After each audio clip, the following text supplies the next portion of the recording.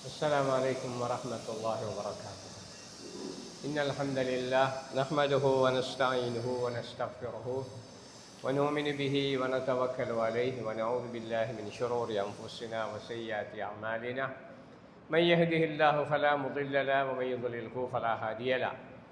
أشهد أن لا إله إلا الله وحده لا شريك له وأشهد أن محمدا عبده ورسوله أما بعد. அளவற்ற அருளாளனும் நிகரற்ற பேரன்புடையவனுமாகிய எல்லாம் வல்ல அல்லாஹ்வுக்கு சுப்ஹானஹு தஆலாவை புகழ்ந்து அவன் உத்தம தூதர் நபிகள் நாயகம் ஸல்லல்லாஹு அலைஹி வஸல்லம் அவர்கள் மீது ஸலவாத்து கூறி அந்த உத்தம நபி அவர்கள் கொண்டு வந்து அறிமுகப்படுத்திவிட்டு சென்ற புனிதமான தீனுல் இஸ்லாம் இந்த உலகத்திலே உயர் பெறுவதற்காக வேண்டி தங்களுடைய உடல் பொருள் ஆவிகள் அனைத்தையும் அர்ப்பணித்து வாழ்ந்த உத்தம சஹாபாக்கள், தாபிஈன்கள், தபஅத் தாபிஈன்கள், இன்னும் இந்த சத்திய சன்மார்க்கத்தை நபிகள் நாயகம் ஸல்லல்லாஹு அலைஹி வஸல்லம் அவர்கள் இந்த உலகத்துக்கு எவ்வாறு அறிமுகப்படுத்திவிட்டு சென்றார்களோ அதே ரூபத்தில் எந்த விதமான கூட்டலோ குறைத்தலோ வந்து விடாமல் இருப்பதற்காக வேண்டி தூய்மையான உள்ளத்தோடு பாடுபடக்கூடிய அனைத்து ஆண்கள் பெண்கள் மீதும் அல்லாஹுடைய ரஹமத் என்ற அருள் உண்டாவதாக என்று கூறி பிரார்த்தித்தவனாக, அல்லாஹு சுப்ஹானஹு தஆலாவினால் கடமையாக்கப்பட்ட அஸ்ர் தொழுகையை நிறைவேற்றிவிட்டு வழமையாக நடைபெற்று வரக்கூட பெண்களுக்கான இந்த பயான் நிகழ்ச்சியில் வந்து அமர்ந்திருக்கக்கூடிய அல்லாஹ்வுடைய நல்லடியார்களே, இனதர்மை தாய்மார்களே, சகோதர சகோதரிகளே, உங்கள் அனைவர்கள் மீதும் அல்லாஹுடைய ரஹமத் என்ற அருள் உண்டாவதாக என்று கூறி பிரார்த்தித்தவனாக, இன்றைய பெண்களுக்கான பயான் நிகழ்ச்சியிலே குடும்ப நிர்வாகம் ஆண்களே என்ற தலைப்பிலே சில விடயங்களை நான் உங்களுக்கு ஞாபகமூட்டலாம் என்று நினைக்கிறேன். இந்த தலைப்பு ஏன் தெரிவு செய்யப்பட்டிருக்குன்னு சொன்னால், பெண்களை பொறுத்த வரைக்கும் இன்றைய சமகாலத்தில், ஒரு காலத்தில் இருந்த பெண்கள் சுமார் இன்றைக்கு 50 வருஷம் 40 வருடங்களுக்கு முந்தி வாழ்ந்த பெண்கள் கணவனுக்கு முழுக்க முழுக்க கட்டுப்பட்டு கணவன் சொல்லக்கூடிய எல்லா கட்டளைகளையும் ஏற்று, இன்னும் சொல்ல போனால் கணவன் தான் தனக்கு எல்லாமே கதி என்ற நிலையில் வாழ்ந்தா ஒரு காலம் இருந்துச்சு. ஆனால் இன்றைக்கு எப்படி என்றால் பெண்கள் சிந்திக்கிறாங்க, அது எப்படி நாங்கள் முழுக்க முழுக்க அவங்களுக்கு கட்டுப்படணும், அவங்க என்ன எல்லாமே அவங்க உத்தரவு போடணும், நாங்கள் நிர்வாகம் செய்யலாதா, எங்களோட ஆதிக்கத்துக்கு கீழே இந்த குடும்ப நிர்வாகத்தை வச்சிருக்கலாதா என்றெல்லாம் நினைக்கிறாங்க. அதுக்கு அடிப்படை காரணம் என்னென்னா, இன்றைய அந்நிய சமூகத்தில் பெண்களுக்கான உரிமை போராட்டம் என்று ஒரு கூட்டம் ஒன்று கிளம்பியிருக்கு. பெண்களுக்குரிய உரிமையை நாங்கள் காப்பாற்ற போகிறோம்னு சொல்லி அதுக்கு சங்கங்கள் அமைச்சிக்கிட்டு பெண்கள் கொடுமைப்படுத்தப்படுறாங்க, பெண்கள் அடிமையாக்கப்படுறாங்க, பெண்களுக்கு சுதந்திரம் வேணும் என்று சொல்லி பெண்களை அடைச்சி வச்சிருக்கிறாங்க, வீடுகளில் வெளியே திறந்து விட்றாங்கல்ல என்றெல்லாம் இன்றைக்கி பெண் சுதந்திரம் சம்பந்தமாக பேசுகிறாக்கள் உருவாகிட்டாங்க. அது அந்நிய சமூகத்துக்கு வேணுமெண்டா பொருத்தமாக இருக்கலாம். அந்நிய சமூகங்களில் அந்த கட்டுப்பாடுகள் விதிகள் கூட இருக்கலாம். ஆனால் இஸ்லாத்தை பொறுத்த வரைக்கும் பெண்களுக்கு முழு சுதந்திரமும் முழு உரிமையும் வழங்கப்பட்டிருக்குது. என்ன வித்தியாசம் என்னென்னா, இஸ்லாமிய பெண்களுக்கு தங்களுக்கு என்ன உரிமை வழங்கப்பட்டிருக்குது, தாங்கள் என்ன சுதந்திரம் அடைஞ்சிருக்கிறோம் என்ற விஷயம் தெரியாமல் இருக்கின்றோம். எந்த அளவுக்கு தெரியுமா? ஒரு பெண்ணுக்கு இஸ்லாம் வழங்கிய சுதந்திரம் பேச்சு, தான் பேசுகிற உரிமையை கொடுத்துருக்குது. அதே போல் தான் எழுதக்கூடிய எழுத்து உரிமையை கொடுத்துருக்கு. அதே போல் சொத்துரிமை, ஒரு பெண் தன்னுக்குரிய சொத்தை தன்னை தகப்பனது பெற்றுக்கொள்கிறதுக்கும், தான் உழைக்கிற சம்பாதிக்கிற சொத்துக்களை தான் பாதுகாக்கிறதுக்கும் தான் அனுபவிக்கிறதுக்கும் முழு உரிமை பெற்ற பொம்பளையாக இருக்கிறார். அதே போல் தான் அடையக்கூடிய கணவனை தானே தேர்ந்தெடுக்கக்கூடிய அளவுக்கு, தானே விரும்பின கணவனை தானே தேர்ந்தெடுக்கக்கூடிய அளவுக்கும் பெண்களுக்கு சுதந்திரம் இஸ்லாத்தில் உரிமை வழங்கப்பட்டிருக்குது. இப்படியெல்லாம் நிறைய விஷயங்கள் இருக்குது, அவ்வளோத்தையும் சொல்ல நேரம் காணாது என்றாலும் சும்மா அந்த தலைப்புகளை சொல்கிறேன். இதெல்லாம் நம்மளோட பெண்களுக்கு தெரியாது, நிறைய இஸ்லாமிய பெண்களுக்கு தெரியாத காரணத்தால் ஆண்கள் என்னமோ பெண்களை அடிமைப்படுத்தி வச்சுட்டிருக்கிற மாதிரி ஒரு உணர்வில் எங்களோட பொம்பளையில் வாழ்ந்துக்கிட்டு இருக்கிறாங்க. ஆனால் இன்னும் சொல்லப்போனால் பெண்களுக்கு தான் அதிகமான உணர்வுகள் உதவிகளை அவங்க விரும்புகிறதையெல்லாம் முஸ்லீம் ஆண்கள் செய்கிறாங்க.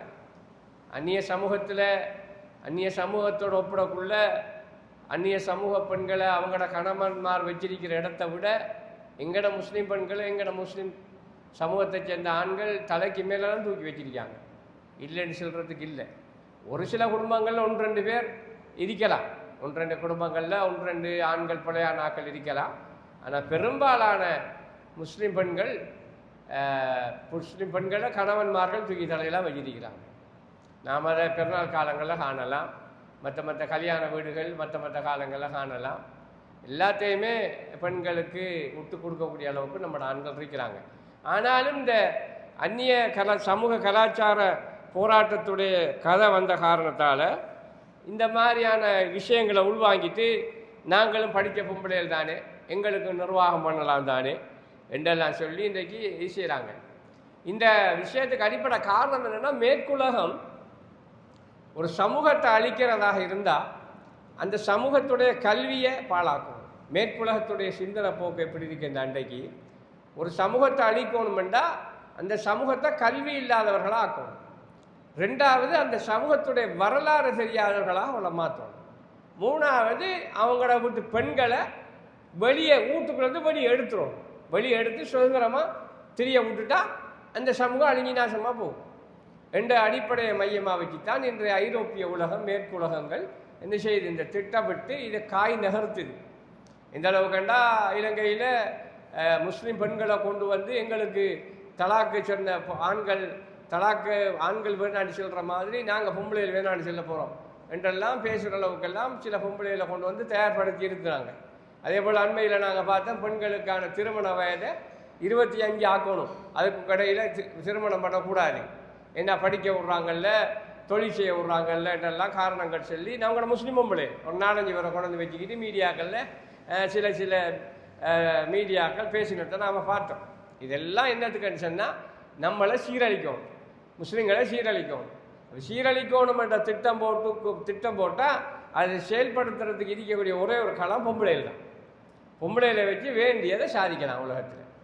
உலகத்தில் பெண்களை முன்னுக்கு போட்டால் உலகத்தையே தலைகளாக அழிக்கி போட்டுடலாம்.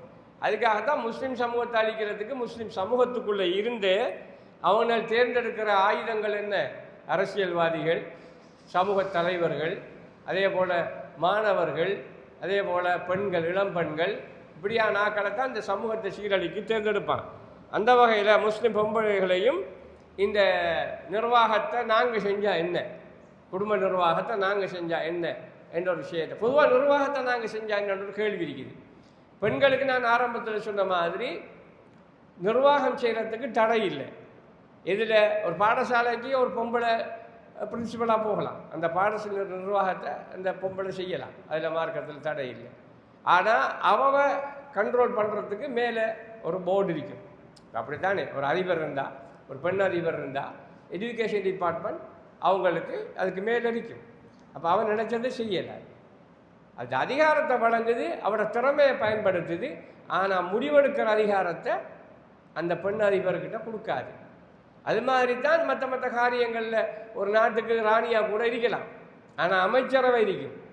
அந்த ஜனாதிபதி பொம்பளையாக இருந்தாலும் அந்த ஜனாதிபதி நிர்வாகம் பண்ணுறதுக்கு அமைச்சரவை இருந்தால் சொல்லு கேட்டு நடந்தால் அந்த நாடு நல்லா இருக்கும். இல்லை என்ன விட்டு ஆள் இல்லைன்னு சொல்லி ஜனாதிபதி பொம்பளை ஆடுவாண்டா அந்த நாடு நாசமாக போகும். அப்போ ஒரு நாட்டை, ஒரு வீட்டை, ஒரு பாடசாலையை எதை நிர்வாகம் பண்ணுறதாக இருந்தாலும் ஆண்கள் கையில் இருக்கும் பொழுது தான் அது சீராக இருக்கும். பொம்பளைகள்கிட்ட தனி அதிகாரம் கொடுத்துட்டா கெட்டு போயிடும். நாங்கள் நடைமுறை வாழ்க்கையில் நாங்கள் பார்க்குறோம். அப்போ அதால் குடும்ப நிர்வாகத்தை பொறுத்த வரைக்கும் இஸ்லாம் தெளிவாக சொல்லுது, அது ஆம்பளைலாம் செய்யணும். ஒரு குடும்பத்துக்கு நிர்வாகம் செய்கிறதாண்டா ஒன்று வாப்பா செய்யணும், இல்லைண்டா கணவன் செய்யணும். இப்போ கணவனும் பாப்பாவும் இல்லாத நிலையில் அந்த வீட்டில் ஒரு ஆம்பளை ஒரு நானாக இருப்பார், அவர் செய்யணும்.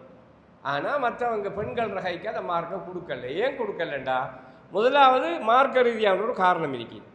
குர்ஆன் சொல்லுது, அர்ரிஜாலு கவ்வாமூன அலா நிசா, பெண்களை நிர்வாகம் செய்யக்கூடியவர்கள் ஆண்கள் தான் என்று குர்ஆனுடைய நேரடி உத்தரவு. தொழுக மாதிரி தொழுங்க, நோம்புடிங்க, ஹஜ்ஜி செய்யுங்க, ஜகாத்து கொடுங்கன்னு சொன்ன மாதிரி பொம்பளையில நிர்வாகம் செய்யணும் ஆண்கள் தான் என்று குர்ஆனுடைய முதலாவது கட்டளை. இந்த கட்டளைக்கு பின்னால் இருக்கக்கூடிய முக்கியமான விஷயங்கள் என்ன? யா அய்யுஹன் நாஸ், மனிதர்களே, இத்தகு ரப்பக்கும், நீங்கள் அல்லாஹ்வை பயந்து கொள்ளுங்கள், உங்கள் ரப்பை பயந்து கொள்ளுங்கள். அல்லதி ஹலக்கக்கும் மின் நஃப்ஸி வாஹிதா, அவன் எப்படிப்பட்டவன் என்றால் ஒரே ஒரு ஆத்மாவில் இருந்து உங்களை படைத்தான். பொதுவாக ஆம்பளைக்கும் பொம்பளைக்கும் அல்லாஹ் சொல்லக்கூடிய செய்தி என்ன? நீங்கள் அல்லாஹ் பயந்து கொள்ளுங்க, ஏனெண்டா மனிதர்களை பயந்து கொள்ளுங்க, அவன் உங்களை ஒரு ஆணிலிருந்தும் ஹலக்கக்கும் மின்னப்சி வாஹிதா ஒரு ஆணிலிருந்து படைத்தான் அல்லாஹ். ஹலக்க மின்ஹா ஜௌஜஹா, அவரில் இருந்து அவருக்குரிய ஜோடியை படைச்சான்ன்றான் அல்லாஹ். அப்போ படைப்பில் என்ன, படைப்பிலே அல்லாஹ்ட மெத்தட் என்ன? முதல்ல அல்லாஹ் படைச்சது யார்? ஆம்பளையை தான் படைச்சான். ஆம்பளையை படைத்து போட்டு அந்த ஆம்பளையில் இருந்து பொம்பளையை படைச்சேன்னு சொல்கிறாங்க. அப்போ இதுக்கு சொல்லக்கூடிய மெயின் ரீசன் என்ன? ஆம்பளைய ஃபாலோவர்ஸ், அதாவது பின்பற்றக்கூடிய ஆளாகத்தான் அல்லாஹ் படைப்பிலே வச்சிருக்கான். இது முதலாவது ரீசன். அப்போ நாங்கள் ஆம்பளை எங்களை பின்பற்றினா என்னன்னு கேட்கல. ஒரு பெண்ணுக்கு அல்லாஹ் இஸ்லாமிய மார்க்கம் அந்த அதிகாரத்தை கொடுக்கல. எங்களோட மாப்பிள்ளை பின்பற்றினா என்ன என்று கேட்கல. அது ஆம்பளை தான் பொம்பளை பின்பற்றி ஆகணும். இது மின்ஹா ஜௌஜஹா என்று அல்லாஹ் குர்ஆனில் சொல்லி காட்டுறான். சூரத்து நிசான்னு நினைக்கிறேன், 4வது அத்தியாயம் 1வது வசனத்தில் இந்த வசனம் வருகிறது. இன்னொரு இடத்துல ஹுவல்லதீ ஹலக்கக்கும் மின் நஃப்ஸின் வாஹிதா வஜஅல மின்ஹா ஜௌஜஹா லியஸ்குன இலைஹா, ஒரே மனிதரில் இருந்து அல்லாஹ் படைத்தான், உங்களை படைத்தான், அவரில் இருந்து மனைவியை படைத்தான். எதுக்கு? லியஸ்குனு இலைஹா, கூடி சேர்ந்து சந்தோஷமாக வாழ்கிறதுக்கு. அப்போ மனித படைப்போட முக்கியமான நோக்கம் என்ன? சந்தோஷமாக வாழ்கிறது. இதுதான் பேசிக். கூடி சேர்ந்து சந்தோஷமாக வாழ்கிறதுக்கானத்தான் ஒரு ஆம்பளைக்கு பொம்பளையை படைத்தேன் ரெண்டக்குள்ள. அந்த குடும்ப வாழ்க்கையுடைய சரியான அந்த நோக்கம் என்னென்னா அந்த குடும்பத்தில் சந்தோஷம் தான். எத்தனையோ குடும்பங்களில் கல்யாணம் முடிக்கிறது தான், கல்யாணம் முடிக்கிறதுக்கு முன்னறிக்கிற சந்தோஷம் கூட கல்யாணம் முடிக்கிறது புறம் இருக்காது. நீங்கள் பார்த்தீங்கன்னா தெரியும், எல்லா தடபுடலான ஏற்பாடுகள், மணவரை என்ன, அது என்ன, இது என்ன, செலவு என்ன, சாப்பாடு என்ன, கூட்டமாக வந்து போகிறது என்ன, வாழ்த்து சொல்கிறது என்ன, எல்லாமே நடந்து முடிக்கும். கல்யாணம் முடிஞ்ச அடுத்த நாள் டிவோர்ஸ் என்று கழிப்படுவோம். அப்படி இருக்கா இல்லையா? நிறைய குடும்பங்களில் நடக்குது. அப்போ அதுக்கு என்ன காரணம்னா குர்ஆனுடைய கட்டளை கூடி சேர்ந்து சந்தோஷமாக வாழ்கிற அந்த பேஸ் தேடப்படுறதில்லை, அந்த கல்யாணத்தில் தேடப்படுறதில்லை. ஏனென்றா ஒரு ஆணை பொறுத்த வரைக்கும் ஆணுக்கு சொன்ன மார்க்கம் என்ன? ஒரு பெண்ணை தேடுற விஷயத்தில் 4 வகையான பொம்பளையை நீ திருமணம் முடிச்சு கொண்டு மார்க்கம் சொல்லுது. ஒன்று என்ன? அவளோட அழகுக்காக, அவளோட குலத்துக்காக, குடும்பத்துக்காக, அவளோட பணத்துக்காக, மற்றது அவளோட மார்க்கத்துக்காக. இந்த 4 அம்சங்கள்லையும் அம்சத்தை கொண்டு ஒரு பெண்ணு ஒரு மாப்பிள்ளை தேடலாம், ஆனால் அந்த மாப்பிள்ளைய நோக்கம் என்ன மாதிரி இருக்கணும்? ஹதீஸில் குர்ஆன் ஹதீஸுடைய முடிவு என்ன? அவளை ஃபல்ஃபரத் பிதாதி தைன், அதாவது மார்க்கத்துடைய பெண்ணை நீ அடங்கி ஒன்றை தரிப்படுத்திக்கொள், ஸ்ட்ராங் ஆக்கிக்கோ என்று மார்க்கம் சொல்லு. அப்போ திருமணத்தில் சந்தோஷத்தை உருவாக்குறதாக இருந்தால் அந்த சந்தோஷத்துடைய முக்கியமான 4 நோக்கத்தை எல்லாம் சொல்லி போட்டு அது அனுமதிக்கப்பட்டது தானே என்று சொல்லி போட்டு, ஆனால் உங்கள் நோக்கம் எதாக இருக்கணும்? மார்க்கம் உள்ளவளாக இருக்கணும். மார்க்கம் உள்ளவளாக இருக்கணும்டா ஒரு காலத்தில் மார்க்கம் உள்ளவளாக இருக்கணும்டா தொழுகிறாளா, நோன்பு பிடிக்கிறாளா, நல்ல குடும்பத்தை சேர்ந்த பிள்ளையா, அவள் ரொம்ப இப்படி என்ற பாரம்பரிய விஷயங்கள் தேடப்பட்டுச்சு. இன்றைக்கு மார்க்கம் உள்ளவர்கள் அந்த அபாயம் போட்டிருக்கிறாளான்னு பார்க்குறாங்க. இந்த ஆம்பளைகள் நிறைய இப்போ ஏமாந்த குடும்பங்களை நான் கண்ட விஷயங்கள், அபாயா போட்டிருக்கா, அவ முகத்தை மூடிட்டு இருக்கிறா. முகத்தை மூடிட்டு இருந்த எத்தனையோ பொம்பளைகள வாழ்க்கை ஃபெயிலியர், எத்தனையோ குடும்ப வாழ்க்கை ஃபெயிலியர். அவன் முகம் மூடின தலைவர் ஒன்றும் படிக்கலை. மதரசாக்களில் என்கிட்ட கேட்டால் யதார்த்தபூர்வமாக நான் சொல்கிறேன், மதரசாவில் ஓதிட்டு வர ஒரு மௌலவியான அவன் கல்யாணம் முடிக்க போகிறதுட்டு ஒரு ஆள் ஆசைப்பட்டு கேட்டால் நான் சொல்கிறேன், நீ முடிக்கிறாத முதல்லன்னு சொல்கிறேன். ஏன் முடிக்கிறாதன்னு சொல்கிறேன்டா, அந்த பிள்ளைய ஓத கொண்டு போய் 12-13 வயசில் கொண்டு போய் விடுவாங்க. என்ன கொண்டு போய் விட்டாங்கன்னா அந்த பிள்ளைக்கு வெளி வாழ்க்கையே தெரியாது. அது கித்தாபை ஓதும், பாசிக்கும், ஏதோ மார்க்கத்தை படிக்கும், இதை சுட்டும், இதை கண்ணாடி இதை மோத்த மூடிக்கும். இப்படியே ஒரு பின்புலத்தில் இருந்துட்டு நான் மௌலவியா என்ற ஒரு மிதப்பில் அந்த பிள்ளை வெளியே வரும். ஆனால் வீட்டு வாழ்க்கையில் உம்மாவோட வாப்பா தான் கெடுப்பார். பொம்பளை பிள்ளைய உம்மா வேலை செய்ய சொல்லுவா, அதை இதை செய்யலாம் சொல்லுவா, பாப்பா ஏசுவார். என்னத்துக்கு இந்த பிள்ளை இப்போ தேத்தனி ஊற்ற சொல்கிறான், என்னத்துக்கு சமைக்க சொல்கிறான்னு சொல்லி வாழ்க்கைக்கு தயாராகாத நிலையில் அந்த பிள்ளைய தயார்படுத்தி எடுப்பாங்க.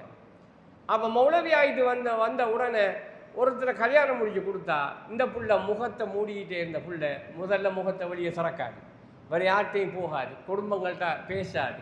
இப்படி ஒதுங்கி ஒதுங்கி இருக்கிறதால நிறைய பிரச்சனைகள் அங்கே தான் ஆரம்பிக்கும். அப்போ தான் ஆரம்பிக்கும் குடும்ப வாழ்க்கை ஃபெயிலியர் ஆகும். இப்போ மார்க்கம் சொன்னது என்ன? தீன் என்று சொன்னால் மார்க்க அறிவை பெற்றிருக்கிறாளா, அதன் பிரகாரம் வாழ்றத படிச்சிருக்காளான்றதை அல்லாமல் இந்த மொத்த முடியுது கண்ண முடியுது திரிகிறாளான்றது இல்லை. நிறைய விஷயங்கள் எங்கள் ஊரில் எல்லாம் நிறைய திருமணங்கள் விவாகரத்தில் போயிருக்கு. காரணம் என்ன? இந்த இந்த இந்த மார்க்கம் இடம் முடித்திக்கிறது என்று புரிஞ்சு கொண்டது. முடித்திக்கிறதும் ஒரு அம்சம்தான், அதுதான் மார்க்கம் இல்லை. நல்லா விளைவிக்கணும். இப்போ சாதாரணமான சேலை உடுத்து சாதாரணமாக தங்களோட ஆடைகளை மறைச்சி சும்மா ஸ்காஃபெல்லாம் மறைச்சிக்கிட்டு வாழக்கூடிய எத்தனையோ முஸ்லீம் பெண்கள் நல்ல பெண்கள் இருக்கிறாங்க. அதே நேரம் இதெல்லாம் கண்ணை மூடிக்கிட்டு அபாயா மூடிக்கிட்டு போட்டுக்கிட்டு உள்ளுக்குள்ளே தப்பு தப்பான காரியங்கள் செய்கிற நிறைய பொம்பளைகள் இருக்கிறாங்க. அப்போ அளக்கிறது ஆடையை கொண்டு மனுஷனை அளக்கிறது இல்லை. அப்போ வாழ்க்கையுடைய நோக்கம் சந்தோஷம். சந்தோஷடி தஸ்குனு இலையா, ஒரு பொம்பளை எல்லாம் படைச்சதே ஒரு ஆம்பளையோட கூடி சேர்ந்து சந்தோஷமாக வாழ்றதுக்கு. அப்போ இந்த வாழ்க்கையுடைய சந்தோஷம் இந்த குடும்ப நிர்வாகத்தில் பொம்பளை செய்ய போகக்குள்ள இல்லாமல் போகும். அதுக்குடைய புற காரணங்களை நான் புறவை சொல்கிறேன், இல்லாமல் போகும். இது நம்ம ஆக்களுக்கு விளங்குதில்லை. அதால் குர்ஆனுடைய கட்டளை நீங்கள் சந்தோஷமாக வாழ்கிறதுக்காக தான் படைச்சிருக்க வேண்டும். அடுத்தது அவர்களே, இன்னொரு மார்க்கம் சொல்லக்கூடிய முக்கியமான ஒரு காரணம் அர்ரிஜாலு கவ்வாமுன அல நிசா, பெண்களை நிர்வாகம் செய்கிறது ஆண்கள் தான் என்று அல்லாஹ் சொல்லிவிட்டு பிமா ஃபல்லல்லாஹு பாலுஹும் அலா பால், ஒருவரை விட அல்லாஹ் ஒருவரை மேன்மையாக்கி வச்சிருக்கிறான். அதாவது பொம்பளையை விட ஆம்பளையை மேன்மையாக்கி வச்சிருக்கிறான். மேன்மையாக்கி வச்சிருக்கிறான்னு சொன்ன உடனே நீங்கள் தப்பாக விளைச்சிடப்படாது. அப்போ நாங்கள்லாம் லோக்கலா, நாங்கள்லாம் கேவலமா என்ற அர்த்தம் இல்லை. படைப்பில் ஆம்பளையும் பொம்பளையும் சரி, அதே கண்ணு மூக்கு வாய் உணர்ச்சி கோபம் சந்தோஷம் பொறாமப்படுறது எல்லாமே ஆம்பளையும் பொம்பளையும் சமன். அப்போ இது இருக்கக்குள்ள என்னத்துக்கு பொம்பளையை விட ஆம்பளை அல்லாஹ் மேன்மையாக்கி வச்சிருக்கான்னு சொன்னால் பிமா ஃபல்லல்லாஹு அலா பாலுஹும் அலா பால்னு சொன்னால் அல்லாஹ் சொல்கிறான் என்ன காரணம்னு சொல்லி போட்டு அன்ஃபகு மின் அம்வாலிஹிம், அவர்களுடைய செல்வத்தில் இருந்து பொம்பளைகளுக்கு செலவழிக்கிறாங்க. இப்போ விளைவிச்சா ஆம்பளைக்கு மார்க்கம் பொம்பளை இந்த சாப்பாடு சாமான விஷயங்கள் பயம் நடக்கக்குள்ள இதெல்லாம் சாப்பிட்றதுலாம் பேசிட்டு இருக்கப்படாது. அப்போ ஒரு ஆம்பளைக்கு அல்லாஹ் சிறப்பை கொடுக்கறதுக்குரிய முக்கியமான காரணமே அந்த ஆம்பளை பொம்பளைக்கு செலவழிக்கிறது. ஏன் செலவழிக்கிறேன்னு சொன்னால் வீட்டு செலவு விஷயத்தை பொறுத்த வரைக்கும் பெண்ணுக்கு எந்த கடமையும் கிடையாது. ஒரு புருஷன் பொண்டாட்டியே நீ போய் தொழில் செஞ்சுட்டு வா, உழைச்சிட்டு வா என்று சொல்கிறதுக்கு எந்த அதிகாரத்தையும் மார்க்கம் ஆணுக்கு கொடுக்கல. கல்யாணம் முடிச்சுட்டா அந்த கல்யாணம் முடிச்சா அந்த பொண்ணுக்கு ஆண் கொடுக்க வேண்டிய விஷயங்கள் என்ன? அவைக்கு உணவு கொடுக்கணும், அவருக்கு உடை கொடுக்கணும், அவள் தங்குறதுக்கு இடம் கொடுக்கணும், வசதி வாய்ப்புகள் கொடுக்கணும், அவள் குடும்ப குடும்ப வாழ்க்கையில் அவர் உணர்வுகளுக்கு தீனி கொடுக்கணும்.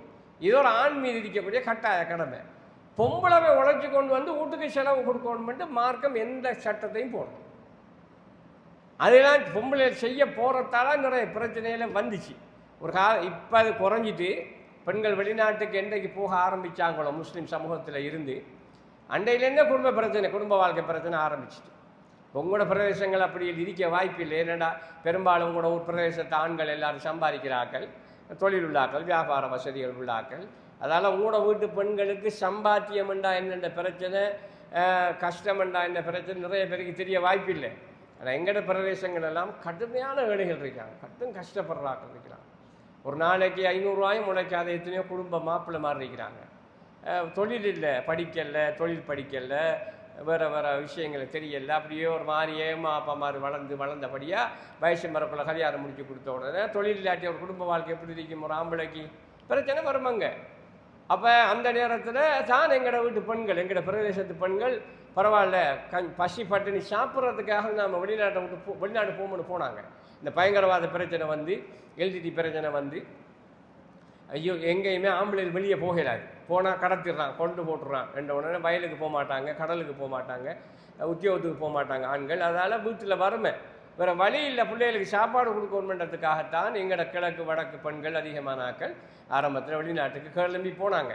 ஆனால் இன்றைக்கு மார்க்கம் அது தடை. மார்க்கத்தில் ஹஜ்ஜிக்கு போகிறதுக்கே புருஷன் அல்லாத, வாப்பா அல்லாத, சகோதரன் அல்லாத ஆக்களோட போப்படான்னு சொன்ன மார்க்கம். இப்போ தனியாக வெளிநாட்டுக்கு போகிறதுக்கு, வேலைக்கு போகிறதுக்கு தனியாக போனதுக்கு பிறகு ஏற்பட்ட பிரச்சனைகள், நிறைய பிரச்சனைகள். அதுக்கு பிறகு அதுக்கப்புறம் குடும்பத்தில் பிள்ளைகளுக்கு ஒழுங்கான தாய் இல்லை, வளர்ப்பில்லை, மாப்பிள்ளை உழைப்பில்லை, அவள் காசு அனுப்பினா அந்த காசு எடுத்துக்கிட்டு இன்னொரு பொம்பளைகிட்ட போகிற, குடிக்கிற வரிக்கிறேன்னு சமூக பிரச்சனை ஒட்டு மொத்தமாக நாசமாக போன நிலைமைக்கு வந்துச்சு. அது காரணம் என்ன? ஆம்பளைக்கு உழைக்கிற அதிகாரத்தை கொடுத்து, உரிமையை கொடுத்து, தகுதியை கொடுத்து, பொம்பளைக்கு நீ உழைக்க தேவையில்லை. அதாவது உழைக்கிறதுக்கு அனுமதி இருக்கு, பெண்கள் தொழில் செய்கிறதுக்கு அனுமதி இருக்கு மார்க்கத்தில். ஆனால் உழைச்சி கொண்டு வந்து வீட்டுக்கு நீ செலவு கொடுக்கணும் மட்டும் இல்லை, அது நீங்கள் உழைச்சா நீங்கள் வச்சுக்கலாம். அது உங்களுக்கு தனி உரிமை. நீங்கள் சம்பாதிக்கிறத நீங்கள் வச்சுக்கொள்றதுக்கு உங்களுக்கு தனி உரிமை கொடுத்த ஒரு மார்க்கம் இது. அப்போ இப்படி பெண்கள் உழைக்க போனதால் வந்த நிலைக்கு காரணம் என்னென்னா, இதை புரிஞ்சிக்காமல் நாங்களும் குடும்ப நிர்வாகம் செய்ய போகிறோம், நாங்களும் சம்பாதிக்க போகிறோம் என்று கிளம்பினார். ஆனால் அல்லாஹ் தஆலா சொல்கிற காரணம் என்ன? ஆம்பளையெல்லாம் செலவு புரிகிறாங்க, மின் நம்பாலிஹிம் வான்ஃபக்கும் மின் நம்பாலிஹிம் என்று சொல்லி அல்லாஹ் தஆலா சொல்கிறாங்க. அப்போ ஆண்கள் நிர்வாகம் பண்ணுறதுக்கு அல்லாஹ் கொடுக்கக்கூடிய முக்கியமான இன்னொரு நிபந்தனை என்ன? அவங்க செலவு செய்யணும். ஆனால் உங்களுக்கு நிறைய பேருக்கு தெரியாது, ஒரு ஆம்பளை சம்பாதிக்கிறதுக்கு எவ்வளோ கஷ்டப்படுறான்னு நிறைய பேருக்கு தெரியாது. சும்மா என்னமோ எங்கட வீட்டுக்காராக்கள் போயிட்டு டக்குன்னு என்னமோ ரோட்டில் கொட்டி கிடக்கிற காசு அள்ளிட்டு வர மாதிரி நிறைய பொம்பளைகள் இருக்கிறாங்க. நிறைய இந்த சமுதாயத்தை சேர்ந்த முஸ்லீம் பெண்களுக்கு குடும்ப வாழ்க்கையை பற்றி எந்த அறிவும் கிடையாது, புருஷன் சம்பாத்தியத்தை பற்றி எந்த அறிவும் கிடையாது. டைமுக்கும் அவங்களுக்கு எல்லாம் வேணும். எல்லாம் குசினி சாமான், பச்சை பச்சையா வெங்காயத்தில் இருந்து மற்ற எல்லா சாமானும் டைமுக்கு இருந்தாகணும். கறி கூட ஒரு இன்றைக்கு நாம் 5 பேர் தானே, 1 கிலோ இறைச்சி வாங்கிட்டு வந்தால் போதும், பண்ணி மாப்பிள்ளை வாங்கிட்டு வந்தால் இது என்னத்துக்கு காணுமென்னு சொல்கிற பொம்பளையில் இருக்கிறாங்க. இன்றைக்கு ஆக்கி கொட்டுறது அது 2வது விஷயம். மிச்சமாக கொட்டுறது ஆக்கள் வருவாங்க, அவங்க வருவாங்க, இவங்க வருவாங்க, சும்மா கொஞ்சமாக ஆக்கி வைக்கலாமான்னு சொல்லி கேட்டு பொம்பளை இருப்பேன். இங்கே ஒன்று உள்ளாக்களை நான் செல்லலை, நிறைய முஸ்லீம் பெண்களோட நிலைமை இது. அப்போ ரோட்டில் ஒரு ஆண் எவ்வளோ கஷ்டப்படுறான், எவ்வளோ துன்பப்படுறாருன்னு நிறைய தெரியாது. வெளிநாட்டில் போய் உழைக்கிறாக்கள் இருந்தாப்புல நீங்கள் நினச்சிட்டீங்க உங்களோட மாப்பிள்ளை மாதிரி வெளிநாட்டிலேருந்து காருக்கு முன்னுக்கு ஃபோட்டோ ஓடுறாருண்டா அவரை காரன் நினச்சிட்டீங்களா நீங்கள்? அப்படி நினைக்கிறாங்க நிறைய பேர். அவன் திருவாளர் போன யாரும் ஒரு காருக்கு மேலேருந்து ஃபோட்டோ எடுப்பான். ஏன் எடுப்பான்டா, நான் நல்லா தரிக்கிறேன், நான் கஷ்டப்படலை, இங்கேப்பா 2 பொண்டாட்டி காட்டுறதுக்கு, பிள்ளைகளுக்கு காட்டுறதுக்காக தான் அவன் ஃபோட்டோ போடுவான். பெரிய 5 ஸ்டார் ஹோட்டலில் தின்ற மாதிரி ஃபோட்டோ போடுவான். அவங்க மாப்பிள்ளை நல்லா அடிக்காரு நினச்சிட்டீங்க. ஆனால் அவன் கஷ்டப்படுவான். ஏன்னா நாங்கள் வெளிநாட்டுக்கு போகிற நேரங்கள் எல்லாம் எத்தனையோ பேர் என்கிட்ட ஆம்பளைகள் கத்திரிக்கிறாங்க. மௌலவி ஊரை விட்டு வந்து 5 வருஷம் ஆகுது மௌலவி, இன்னும் இந்த பிள்ளைகளை பார்க்க கிடைக்கல, கஷ்டமாக இருக்கு, மன கஷ்டமாக இருக்கு. கடனோட வந்த நான் இன்னமும் மூத்த மகளை கல்யாணம் முடிச்சு கொடுத்த கடன் போகலை, இன்னும் கொஞ்சம் நாள் இருந்து அடைச்சி போட்டு போகணும்னு நினைக்கிறேன், போனால் தொழில் என்ன செய்யணும் தெரியாது என்று அப்படியே நெஞ்சு வெடிச்சிருமா. அதெல்லாம் அவனோட கதையில் கேட்டேன். ஆனால் நம்மட சமூக பொம்பளைகளுக்கு தெரியாது. வெளிநாட்டில் உழைக்கிற வந்த நிலைமை அப்படித்தான். இந்த நாட்டில் ஒரு டீச்சர், ஒரு பாடசாலையில் வேலை செய்கிற, ஒரு படிப்பிக்கிற ஒரு டீச்சரை நிலைமை எத்தனை பேருக்கு பயப்படணும் தெரியுமா? எத்தனை அதிகாரிகளுக்கு பயப்படணும், மேலதிகாரிகளுக்கு அடிபணியணும். ஒரு கடையில் வேலை செய்கிற ஒரு முதலாளிகிட்ட வேலை செய்கிற ஒரு கூலிக்காரன் நாய்க்கு ஏசுகிற மாதிரி ஏசுவான் முதலாளி. இங்கே வாடா, இருடா, தூக்குடா, போடா, உன் நேரத்தில் வளையலாடான்னு கேட்பான். அதையெல்லாம் தாங்கிட்டு கஷ்டப்படுவானுங்க மாப்பிள்ளை மாதிரி. நீங்கள் நல்லா இருக்கணும், உங்களுக்கு நல்லா உடுப்பு தரணும், நல்லா சாப்பாடு தரணும், உங்களுக்கு நல்ல அழகாக வச்சிருக்கணும்ன்றதுக்காக தான் மாப்பிள்ளைகள் கஷ்டப்படுற. ஆனால் பெண்களுக்கு அது விளங்காது. அவன் மட்டும் வாழ்கிறண்டா, அவனுக்கு மட்டும் சாப்பாடுண்டா அவனுக்கு தாராளமாக ஒரு நாளைக்கு ஒரு 500 ரூபா காசு போதும். காலையில் ஒரு அறாத்த பான் வாங்கினான் தின்னுவான், பகலைக்கு ஒரு சாப்பாடு பார்சல் வாங்கினா ராவைக்கும் பாலையும் பிரித்து தின்னோடு வேலையை பார்ப்பான். அப்போ ஒரு ஆம்பளை கஷ்டப்படுறதே, உழைக்கிறதே, பாடுபடுறதே உங்களுக்கு செலவழிக்கிறதுக்காக. ஆனால் நிறைய பேருக்கு விளங்குதில்லை, பிள்ளைகளுக்கும் விளங்குதில்லை. இந்த காலத்து பொம்பளை பிள்ளைகளுக்கு அறவே விளங்குதில்லை. பெருநாள் ரெண்டு வந்தால் சுபஹானல்லாஹ், அந்த பெருநாள் உடுப்பு வகை வகையான, உங்களோட பக்கமெல்லாம் கடும் எக்ஸ்பென்சிவ், வாழ்க்கை தரம் கடுமையான. இஞ்சாலையெல்லாம் வாழ முடியாது. எங்கட ஊர் ஆக்கள் அஞ்சால வந்து வாழ்ந்தாங்கன்னா கடும் கஷ்டப்பட்டு போவாங்க. ஒரே மாதிரி டிசைனில் ரெண்டு அபாயா வந்தால் அதில் ஒன்று 25,000, ஒன்று 8,000 வந்தால் அந்த 25,000 தான் நமக்கு தேவைப்படும். ஏன்னா பகட்டு வெளியால் காட்டுறேன், இங்கே பாருங்கள், இந்த அபாயா போட்டிருக்கேன், இது 25,000, இது 30,000, இதங்கட மாப்பிள்ளை வாங்கி தந்துட்டு காட்டுறது. எத்தனை அபாயாக்கள் இருக்குது ஒவ்வொருத்தர வீட்லேயும், எத்தனை அபாயாக்கள் இருக்குது சுபஹானல்லாஹ். நினைச்சி நான் சொல்ல மாட்டேன். ஒவ்வொரு கிட்டத்தட்ட குறைஞ்சது ஒரு 50 அபாயா, ஒரு 40 அபாயா இருக்குது. நோ பெருநாளைக்கு வாங்குகிற அபாயா ஹஜ்ஜி பெருநாளைக்கு அவுட் ஆஃப் ஃபேஷன். அடுத்த அபாயா வந்துடும்.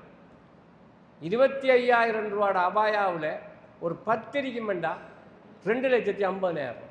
2,50,000 ரூபாண்டா ஒரு அரை பவுன் மோதிரத்தில் காசு. அந்த மோதிரத்தை வாங்கினா 4 நாள் விலை கூடிக்கிட்டே போகும். நீங்கள் வாங்கின அபாயா திருப்பி விற்கலாமா? பாவிக்கவும் மாட்டீங்க, யாரும் கொடுக்கவும் மாட்டீங்க. அப்படியே தான் இங்கே இருந்து பாவிக்கிறதுக்கு டைம் பண்ணுங்க. இப்படி பயனுக்கு வந்தால் பாவிப்பீங்க, மற்ற நேரம் வீட்டில் பழைய ஊத்தோடு போட்டுட்டு இருப்பீங்க. வீட்டில் புது அபாயா உடுத்துறல யாரும், சும்மாவே இருக்கும் எல்லா உடுப்புகள். அப்போ இந்த காசு புருஷன்ற சம்பாத்தியம் இதில் கொண்டே முடக்கிறமே என்று எந்த பொம்பளையும் பெருசாக இப்போ நினைக்கிற மாதிரி தெரியலை. அதே மாதிரி தான் ஒவ்வொரு உடுப்புகளும் பொம்பளையில் ஒரு குடும்பத்தில் ஒரு ரமலானுக்கு ஒரு ஆணுக்கு பெருநாள் உடுப்புக்கு மட்டும் 1 லட்சம் ரூபா வேணும். 1 லட்சம் ரூபா வேணும். பெருநாளைக்கு நோம்புக்குள்ளே நோம்பு திறக்கிறதுக்கான செலவு ஒரு நாளைக்கு 5,000 ரூபா. 5 சம்சா 10 சம்சா 10 சம்சா வாங்காமல் நோம்பு திறக்க மாட்டேன் வீட்டில். கடையில் சம்சாவுக்கு மட்டும் 1000 ரூபா வேணும். ஒரு ஒரு ஒரு ஒரு பப்பாசி போல் 1 கிலோ 600 ரூபா விற்பான் அந்த நோம்பு நேரத்தில். வேணுமெண்டு வியாபாரி விற்பான், வாங்குவாங்கன்னு. பல வகையில் 5,000 ரூபாய்க்கு 4,000 ரூபாய்க்கு. அப்போ அந்த நோம்பு திறக்கிறதுக்கு மட்டும் எவரேஜ் ஒரு மாதத்துக்கு 1,50,000 ரூபா வேணும். அங்கே பெருநாளைக்கு உடுப்பு மர சகருக்கு ரெண்டா கிட்டத்தட்ட ஒரு ஆணுடைய மொத்த செலவு ஒரு ரமலானுக்கு 3,5 லட்சம் 4 லட்சம். சும்மா யோசிச்சு பாருங்க. அவ்வளோ திண்டு குடிச்சு மலமாக போகுது உண்மை இல்லையா? அப்போ இந்த நெருக்கடியை ஆண்கள் காட்டிக்க மாட்டாங்க, பெண்களை காட்டிக்க மாட்டாங்க. உங்களை மகாராணி மாதிரி வச்சிருக்கிறதுக்காக வேண்டி தாராளமாக செலவழிச்சிட்டு இருப்பாங்க. அந்த செலவு செய்கிறதால தான் அவங்கள அல்லாஹு தஆலா உங்களை விட மேம்படுத்திருக்கிறேன்னு சொல்கிறான். இப்போ விளங்குதா? நாம் ஏன் ஆம்பளைகளுக்கு கட்டுப்படணுமென்ற ரீசன் விளங்குதா? இது மார்க்க ரீதியான ரீசன். உலக அறிவியல் ரீதியான ரீசன் நிறைய இருக்குது. அறிவியல் ரீதியான ரீசன் நிறைய இருக்குது. அவ்வளோத்தையும் சொல்ல நேரம் காணாது, முயற்சி பண்ணுறாங்க பார்ப்போம். உதாரணமாக ஆண்களுக்கு அறிவியல் ரீதியான வித்தியாசத்தில் அல்லாட படைப்புலையும் வித்தியாசமாக அல்ல படைச்சிருக்கான். நம்மளை ஆம்பளையும் பொம்பளையும் ஒன்று கிடையாது, எல்லா விஷயத்திலையும் வித்தியாசப்படுத்திருக்கிறான். உதாரணமாக இந்த மூளை இருக்கலுவா இப்போ நாம் படைச்சிருக்கேன் அல்லாஹ் தஆலா. இந்த மூளை விஷயத்தை பொறுத்த வரைக்கும் ஒரு ஆணுடைய மூளைக்கும் பெண்ணுடைய மூளைக்கும் சைஸில் வித்தியாசம். அது எவ்வளோ பெரிய பொம்பளையாக இருந்தாலும் சரி, ஆம்பளையை விட பெண்ணாம்பரிய பொம்பளையாக இருந்தாலும் சரி, ஒரு ஆணுக்கு இருக்கிற மூளையை விட ஒரு பெண்ணுக்கு இருக்கிற மூளை வித்தியாசம் இருக்கு. எந்த அளவுக்கு வித்தியாசம்? 100 கிராம் வித்தியாசம். ஒரு பொம்பளைக்கு ஒரு 350 கிராம் மூளைண்டா ஆம்பளைக்கு 450 கிராம் இருக்கு. 100 கிராம் பெருசு ஆண்களை விட, பெண்களை விட ஆண்கள மூளை. அறிவியல் சொல்லுது, இன்றைய விஞ்ஞானவியல் அறிவியல் சொல்லக்கூடிய செய்தி. அப்போ என்னண்டா அதுக்கு பின்னால் நிறைய விஷயங்கள் இருக்குது. இந்த சிந்திக்கிற ஆற்றல் இருக்கலுவா, யோசித்து சிந்திக்கிற முடிவெடுக்கிற அந்த ஆற்றல் பொம்பளையோட ஆம்பளை கூட. அதனால் அந்த மூளை பெருசு. ஆம்பளை உதாரணமாக இந்த கிளாஸ் ஒன்று ஒரு ஆள் விற்க கொண்டு விட்டு வாராரு வீட்டில் வைங்கல, இதே மாதிரி 3 கிளாஸ் ஊத்தரிக்கும். பொம்பளை கண்டா என்ன செய்வான்? வழி இதை வாங்குவோம் நினைப்பான். ஒரு ஆம்பளை பார்த்தான்னு என்ன சொல்லுவான்? ஏதுக்கு வாங்க போகிறாய்? வீட்டில் ஏற்கனவே 3 இருக்கு தானே, அதில் ஏதாவது ஒன்று உடஞ்சா இல்லை யாருக்காவது கொடுத்தா பரவாயில்ல வாங்கலாம், என்னத்துக்கு சும்மா வாங்க போகிறான்னு கேட்பான். புருஷன் கேட்பானா இல்லையா? கேட்பான். அதே மாதிரி ஒரு ஒரு ஒரு ஒரு மிக்சர் வருது, ஒரு கிரைண்டர் வருதுன்னு வைங்களேன், அது நல்லா வேலை செய்யுதுன்றலாம் சொல்லுவான். நம்மளோட வீட்டை இல்லைன்னு சொன்னால் கூட ஒன்று வாங்கணுமென்ற தேவரிக்கும். நீங்கள் வாங்க ஆசைப்படுவீங்க, டக்குன்னு வாங்குறதுக்காக முடிவு செய்வீங்க. எந்த அளவுக்கு முடிவு செய்வீங்க தெரியுமா? கடையில் அது 5,000 ரூபாண்டா காலடியை கொண்டு வந்து நீங்கள் கிழமைக்கு ஒருக்கா 2,000 தாங்க, மாதம் 5 மாதத்தால் முடிக்கணும். அப்போ எனக்கு 10,000 முடியும். கடையில் ஸ்பொட் கேஷுக்கு 5,000 தான். 2,000 படி உங்களுக்கு 5 மாதத்துக்கு 10,000 ரூபாய்க்கு இது போட்டு போயிடுவான். அதே விஷயத்தை ஒரு ஆம்பளைக்கிட்ட கொண்டு வந்தா அவங்க கேட்பான், கடையில் இது எவ்வளோ விற்கிறாங்க, நீ ஏன் இப்படி விற்கிறாய் என்று கேட்பான். அது மட்டும் இல்லை, இது வாங்கினா மிக்கிறாங்க பாவிக்குமா, இதுக்கு வறண்டி இருக்கா, இது வறண்டி உடஞ்சா எங்கே கொண்டே மாத்திர, இதுக்கு ஜாமான் இருக்கா என்றெல்லாம் ஒரு ஆம்பளை சிந்திப்பான், கேட்பான். பொம்பளை அப்படி சிந்திக்க மாட்டான். அவங்க வடிவாக இருந்தால் வாங்கிடுவான், எதுண்டாலும் அழகாக இருந்தால் வாங்கிடுவாங்க. அப்போ இந்த சிந்திக்கிற திறன் பொம்பளைகளை விட ஆண்களுக்கு அதிகம். ஏனெண்டா குடும்ப நிர்வாகத்துக்கு சிந்திக்கணுமே, முட்டாள்தனமாக சிந்திக்காமல் ஒரு வேலை செய்கிறதால நிறைய பிரச்சனைகள் வரும் குடும்பங்களில். ஒரு காரியங்களை பற்றி ஒரு விஷயத்தை பற்றி பின்னால் என்ன நடக்க போகுது, இதை செஞ்சால் என்ன பிரச்சனை வரும், இப்படி ஒரு வார்த்தையை சொல்லிட்டா என்ன ஆகும் என்றெல்லாம் நினைக்காம பொம்பளைகள் பேசிடுவாங்க டக்குன்னு. அது குடும்பத்துக்குள்ளே பெரிய பாரிய பிளவுகளை உண்டு பண்ணி போட்டுரும். ஆனால் ஆம்பளை அப்படி பேச மாட்டான். ஒரு சில ஆம்பளைகள் பேசுவானுங்கள், அவனுங்களே கொஞ்சம் மடையன் இருக்கான் இல்லாமல் இல்லை. ஆனால் பெரும்பாலான ஆண்கள் எப்படி இருப்பாங்க, கடுமையாக யோசிப்பாங்க. அதுக்கு காரணம் என்ன, சிந்திக்கிற ஆற்றல் பொம்பளைகளை விட ஆண்களுக்கு அதிகம். எந்த அளவுக்கு அதிகம் என்ற கணக்கு சொல்கிறாங்கண்டா, ஆண்கள் ஒரு 13% சிந்திக்கிறது அதிகமாக. உதாரணமாக ஒரு பொம்பளை ஒரு 100 விஷயத்தை சிந்திப்பாண்டா, ஒரு ஆம்பளை 113 விஷயத்தை சிந்திப்பாங்க. 13 விஷயம் கூட சிந்திக்கக்கூடிய ஆற்றல் ஆண்களுக்கு இருக்குது. ஏன்னா மூளை பெருசு தானே, சிந்திக்கிறதுக்கு மூளை பெருசு தானே அவனுக்கு. அதால் இயற்கையான படைப்பில் சிந்தனையும் கூட இருக்குது. இப்போ இந்த சிந்திக்கிறதுன்றது குடும்ப நிர்வாகத்துக்கு தேவையா இல்லையா? குடும்ப நிர்வாகத்துக்கு உலக நிர்வாகம் தேவையா இல்லையா? இன்றைக்கு உலகத்தில் நீங்கள் பார்த்தீங்கன்னா தெரியும், எல்லா நாடுகளும், பெரும்பாலான நாடுகள், அதிகமான நாடுகள், ஒன்றென்ற தவிர எல்லா நாடுகளையும் நாட்டு நிர்வாகம் பண்ணுற ஜனாதிபதிமார், பிரதமர்மார், அமைச்சர்மார் எல்லாம் ஆம்பளைகள். பொம்பளைகள் 1-2 பேர் இருப்பாங்க. அது ஏன் பொம்பளைகள் வர்றாங்கன்னு சொன்னால், பெண்களுக்கு உரிமை இருக்கி, பெண்களுக்கும் அமைச்சரவையில் இடம் கொடுங்க, பெண்களுக்கும் அதிகாரத்தில் பங்கு கொடுங்கன்னு சொல்லி சண்டை பிடிக்கிறதால அரசியல் சாசனத்தில் எழுதினபடியாக அந்த அடிப்படையில் ஒரு 4-5 பொம்பளைகளுக்கு பார்லிமெண்ட்டுக்கு இடம் கொடுத்துருப்பானுங்க. ஆனால் அங்கே அவங்க பொட்டிப்பாம்பு தான், தைக்கிறதுக்கு கூட விட மாட்டாங்க. ஏனெண்டா எதையாவது ஒன்று விளற முடுறா தான் கதைப்பாங்க. அதுக்காக பொம்பளைகள் சிந்திக்காத ஆக்கள் இல்லைன்ற அர்த்தம் இல்லை, சிந்திக்கிற ஆக்களும் இருக்கிறாங்க. ஆனால் ஒப்பீட்டளவில் பொம்பளைகளை விட ஆம்பளைகள் சிந்திக்கிறது கூட 13% சிந்திக்கிறாங்க. நினைவாற்றல், மெமரைஸ், ஞாபகம் வச்சுக்கொள்கிற விஷயத்தில் ஆம்பளையை விட பொம்பளைகளுக்கு கிடையாது. ஞாபகம் வச்சுக்கொள்கிற விஷயத்தில் ஆம்பளைகள் மறந்துடுவான். உதாரணமாக உங்கள்கிட்ட நீங்கள் சொல்லுவீங்க, இந்த பின்னேரம் நேரத்தில் வாங்க கடையை மூடிட்டு நான் நம்மளோட உம்மாட விட்டு போகணும், உம்மாவுக்கு ஷோம் இல்லை என்று சொல்லுவீங்க. சரி வாரன்னு போட்டு போவான். வரணுமென்ற நினைப்புலாம் இருப்பான். 1000 பேரே வரும், அவனுக்கு மறந்துடுவான். மந்தான நடக்கும், நீங்கள் சண்டை பிடிப்பீங்க. நான் உடுத்துக்கிட்டு இருந்தேன், காத்துக்கிட்டு இருந்தேன், என்ன நீங்கள் ஏன் வரல சண்டை பிடிப்பீங்க. ஆனால் நீங்கள் அவனத்தை உணரவனும் என்ன, அவனுக்கு மறதி, நம்மளை விட அவனு இயல்புலே அவனுக்கு மறதி இருக்குது. இதை ஒத்துக்கிட்டால் மட்டும்தான் குடும்ப வாழ்க்கை சந்தோஷமாக இருக்கு. அவர் சொன்னாரே நான் கேட்கலையே வரலையேன்னு கேட்கப்படாது. உண்மையிலே இறக்கமுள்ள மாப்பிள்ளை மாதிரி வரத்தான் இருந்திருப்பான், மறதியாயிருக்கும். வந்து மறந்துட்டேன்டாப்பான்னு தான் செல்லுவான். அதையும் நம்ப மாட்டீங்க நீங்கள். உங்களுக்கு அதெல்லாம் ஞாபகம் இருக்குது, இது மறக்கல, இதுதான் உங்களுக்கு மறக்கிறையாக்குமா, இங்கே உம்மாட்ட போகிறதா உங்களுக்கு மறக்கிறையாக்குமா அப்படி சண்டை பிடிப்பீங்க. நீங்கள் பிடிக்கணும்னு சொல்லல, முஸ்லீம் பெண்களை சொல்கிறேன், நம்மளோட பொம்பளை முஸ்லீம் பொம்பளை எல்லாம் ஹாலத். அப்போ இயல்பு என்ன, மறதி அவனுக்கு, உங்களுக்கு ஞாபகம் கூட. இப்போ உதாரணமாக ஏதோ பிரச்சனை வருதுன்னு வைங்கள, வீட்டில் பொண்டாட்டிக்கும் புருஷனுக்கும், ஏன்னா ஏசி போட்டு போவான், படியால் ஏசி போட்டு போய் அப்படியே அவன் மறந்துடுவான். அதை ஒரு 10 வருஷத்துக்கு பிறகு நீங்கள் சரியாக ஞாபகப்படுத்துவீங்க. இன்னொரு பிரச்சனை வரக்கூட, அண்டைக்கு 2ஆம் தேதி இப்படி நீங்கள் எனக்கு இப்படி ஏசின நீங்கன்னு சொல்லுவீங்க. ஓமா இல்லையா? நினைவாற்றல், ஞாபகம். அது மட்டும் இல்லை, உங்களோட பிள்ளை பாப்பா பெற்ற உமாக்கும் பாப்பாக்கும் பெற்ற ஒரே ஒரு பொடியன், அவனுக்கு பாப்பாக்காரனுக்கிட்ட கேட்பாங்க, உங்களோட 2ஆவது மகன் எத்தனாம் ஆண்டு படிக்கிறான்டா, 5ஓ 6ஓ சரியா என்னமோ சரியாண்டுவாங்க. பாப்பா மாதிரி சரியாக செல்ல மாட்டாங்க. உமா கிட்ட கேளுங்க, உமா செல்லுவாவோ, அவன் 4ஆம் ஆண்டு 5ஆம் ஆண்டுன்னு சொல்லுவான்.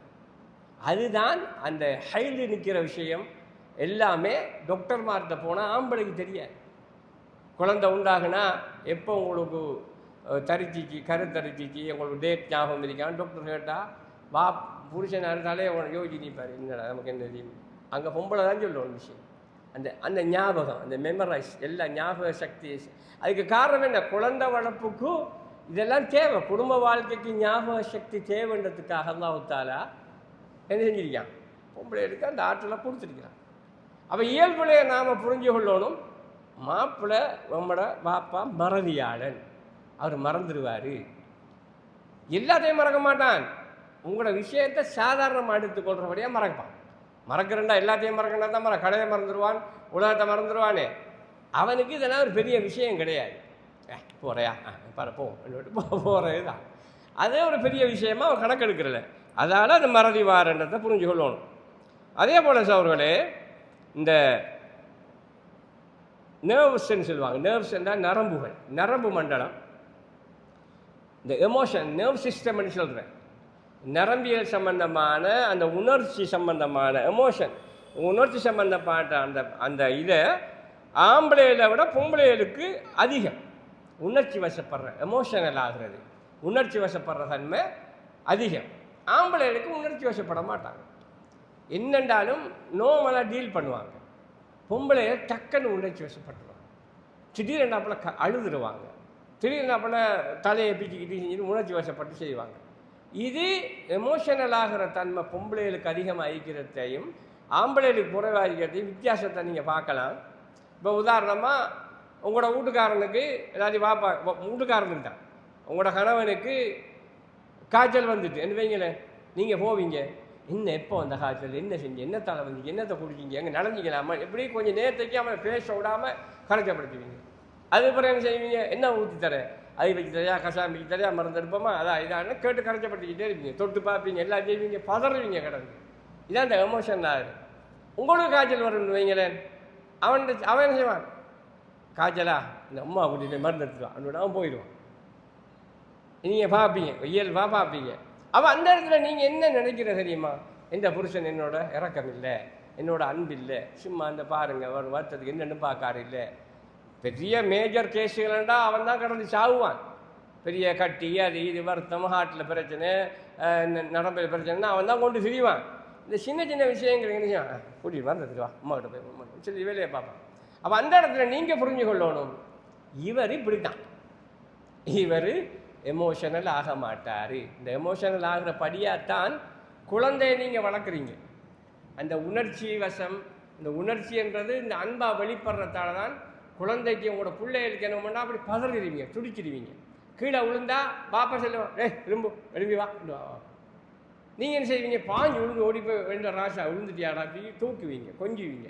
அப்போ இந்த வித்தியாசம் என்ன இது, அவனுக்கு அவன் வாப்பா இல்லையா, அவனுக்கு இல்லைன்னு அர்த்தமா, அவனுக்கு இருக்கி, அவனுக்கு வெளிப்படுத்த தெரியா, அந்த உணர்ச்சியாக வெளிப்படுத்த தெரியா. அந்த விஷயத்தால் உணர்ச்சி வசப்படுற உணர்வு பெண்களுக்கு அல்லாஹ் தஆலா கூடுதலாக படைச்சிருக்கான்.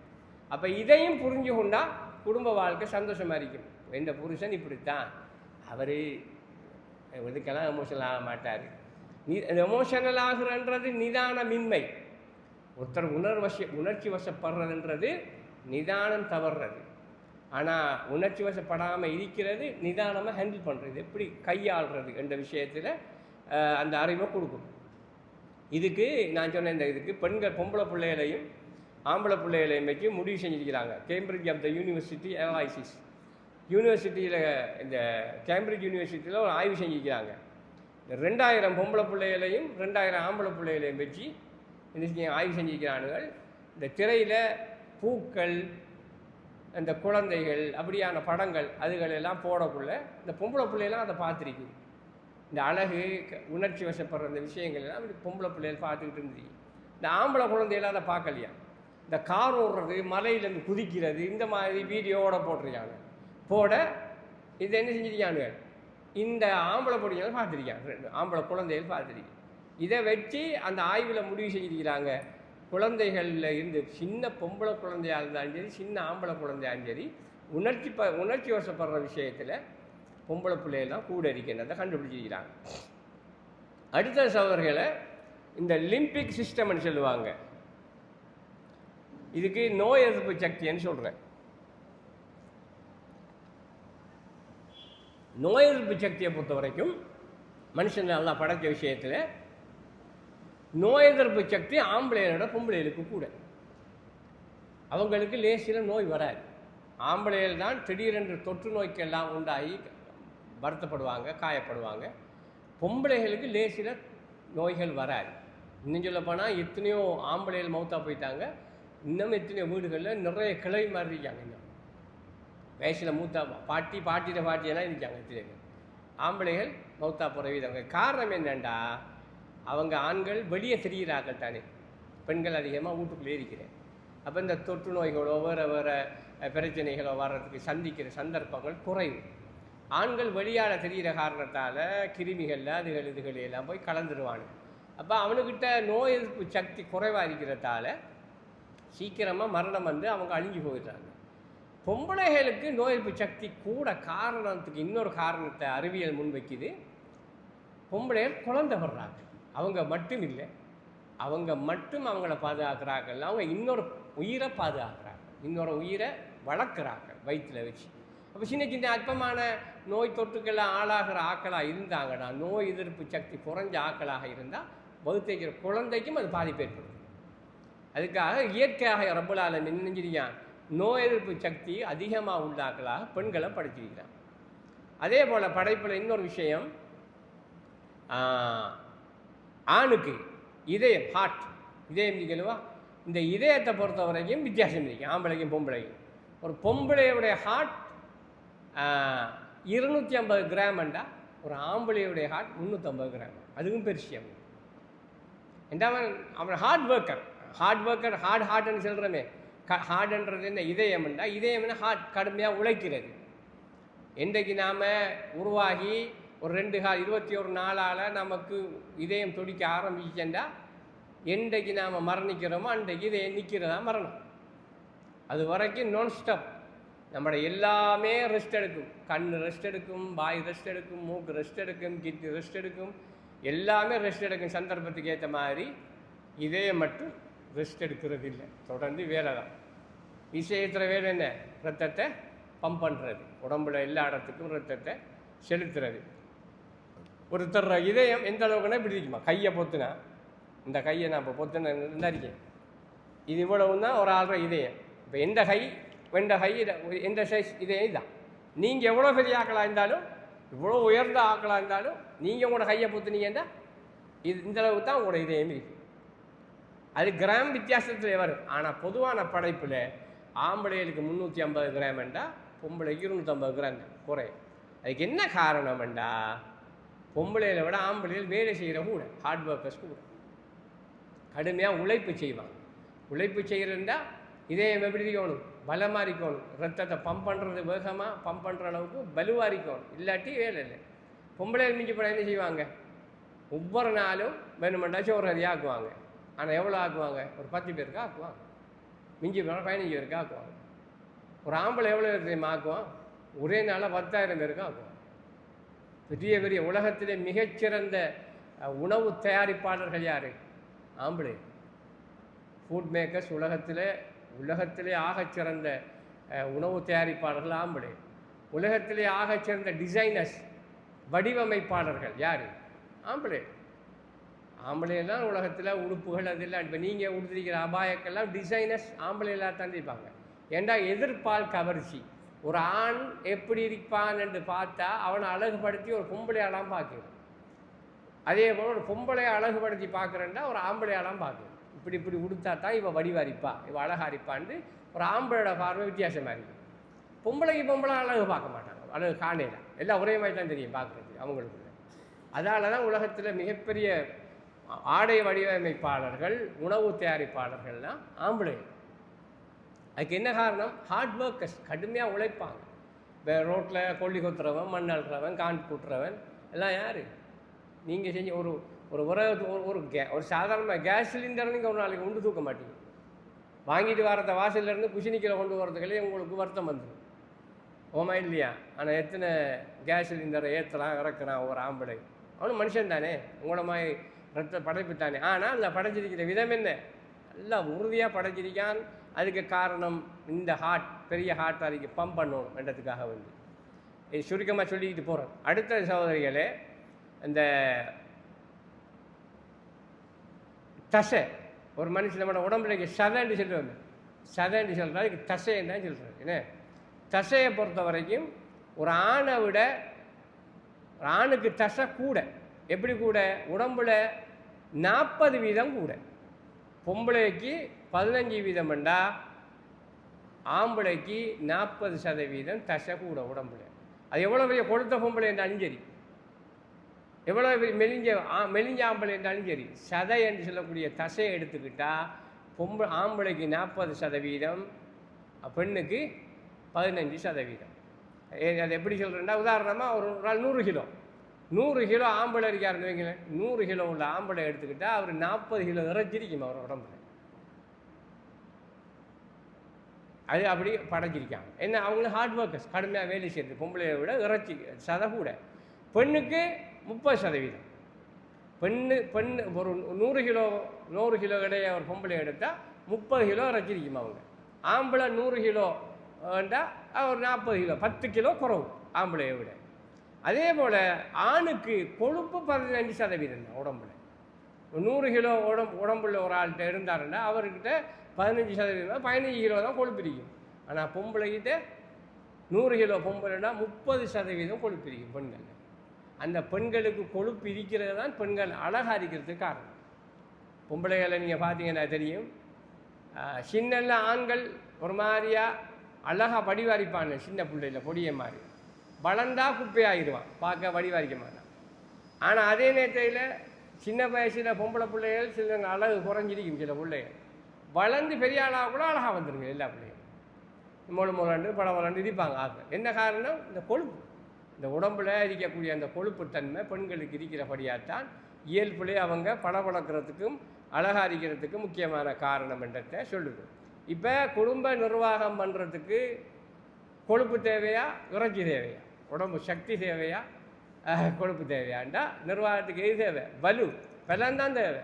ஒரு குடும்பத்தில் எத்தனை பொம்பளை இருந்தாலும் சரி, ஒரு கரப்பத்தாம்பூச்சி வந்தால் கத்திக்கிட்டு ஓடிடுவாங்க. இல்லை பொம்மா இல்லையா?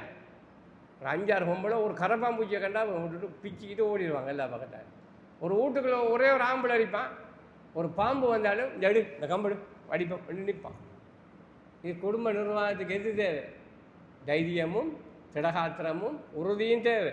அது ஆண்களுக்கெல்லாம் இயல்புலே படைச்சிருக்கிறான். இப்படி இந்த விஷயம்.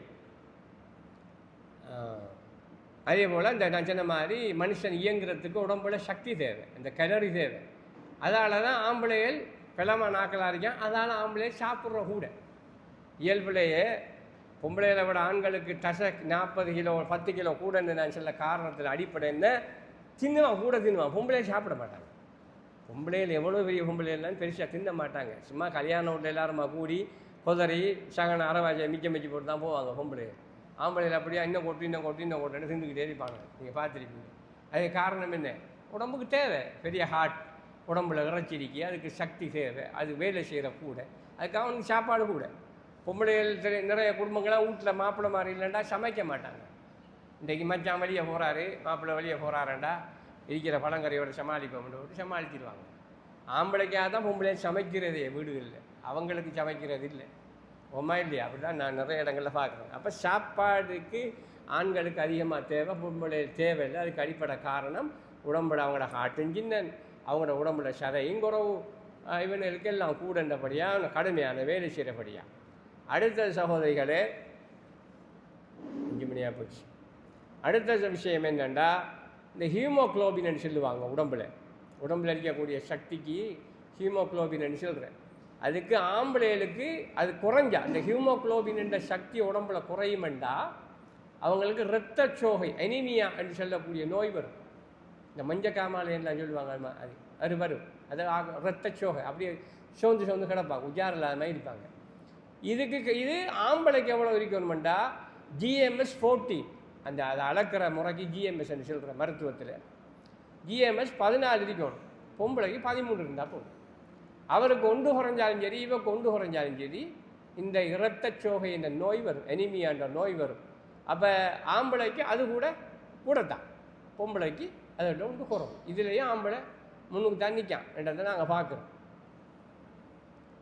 அடுத்தது இந்த குழந்தைய பெறுற விஷயம் இருக்கிறதுவா, இதை சொல்கிற, இதை தீர்மானிக்கிறது கூட ஆம்பளை இல்லை பொம்பளை.